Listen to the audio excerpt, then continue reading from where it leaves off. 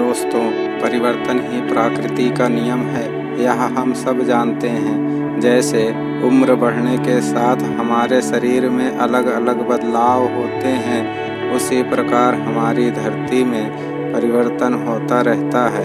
धरती में आए इन्हीं बदलाव से आज हम सब ऐसी जिंदगी का आनंद ले रहे हैं। क्या आप जानते हैं धरती पर अलग अलग देश कैसे बने? आज जहाँ विशाल हिमालय है, वहाँ कभी विशाल सागर था। यह सुनकर आप आश्चर्य में पड़ गए होंगे। तो आज हम हिमालय कैसे बना और हम सब का प्यारा भारत देश का निर्माण कैसे हुआ? क्या आप भी ऐसे सवालों का जवाब ढूंढ रहे हैं? आपके सभी सवालों का जवाब आज इस वीडियो में मिलने वाला है। तो आइए वीडियो शुरू करें। पृथ्वी का उदय। पृथ्वी का निर्माण लगभग 4.5 अरब वर्ष पहले से शुरू हुआ था। सूर्य के चारों ओर फैले गैस के मिश्रण तथा धूल जो छोटे छोटे ग्रहों के बीच लगातार टकराते और टूटकर अलग हो जाते, वहीं कुछ कण आपस में चिपक कर बड़े आकार के हो जाते। ये बड़े आकार के कण पृथ्वी की सतह पर लगातार उल्का पिंड के रूप में गिरते रहे, जिससे गर्मी होती रही और भयंकर ज्वालामुखी विस्फोट होते रहे।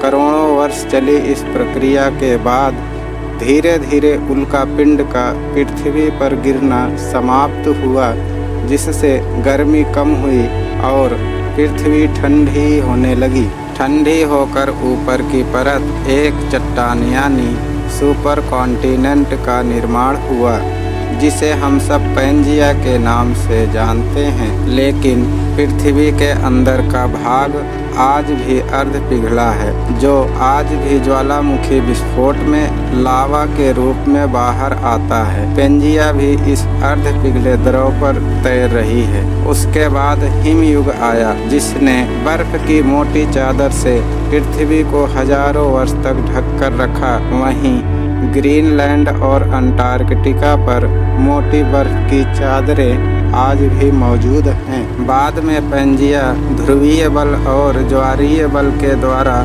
2 भाग में बट गया। एक भाग लौरेशिया, जिससे यूरोप, एशिया, नॉर्थ अमेरिका महाद्वीप का निर्माण हुआ। दूसरा भाग गोंडवाना, जिससे ऑस्ट्रेलिया और अफ्रीका महाद्वीप का निर्माण हुआ। भारत भी गोंडवाना से अलग होकर एशिया महाद्वीप से टकराकर जुड़ गया।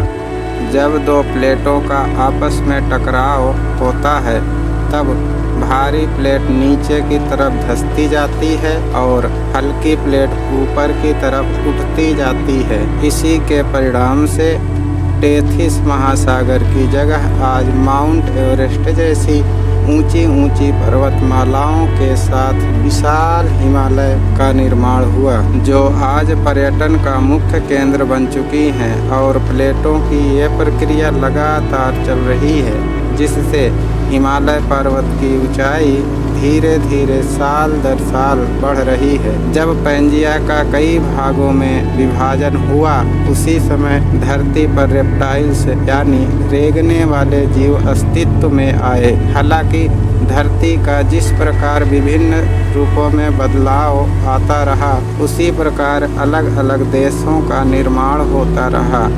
हमें आपको इस बदलाव का पता भी नहीं चलेगा, लेकिन भूवैज्ञानिक बदलाव की इस प्रक्रिया को समझते हैं।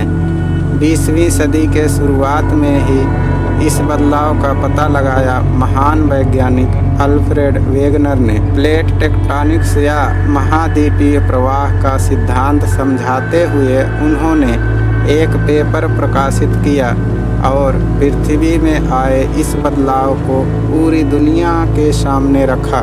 ऐसे महान वैज्ञानिक अल्फ्रेड वेगनर का जन्म 1880 जर्मनी में हुआ था। दोस्तों, यह सुनने में आपको आश्चर्य जरूर लग रहा होगा। संपूर्ण धरती अलग अलग ना होकर एक थी, लेकिन यह करोड़ों अरबों सालों के बदलाव के बाद हुआ। सोचो, अगर आपका जन्म करोड़ों वर्ष पहले हुआ होता, तो भारत को आप किस देश के साथ जोड़ना पसंद करते? जवाब आप कमेंट बॉक्स में ज़रूर दें। धन्यवाद।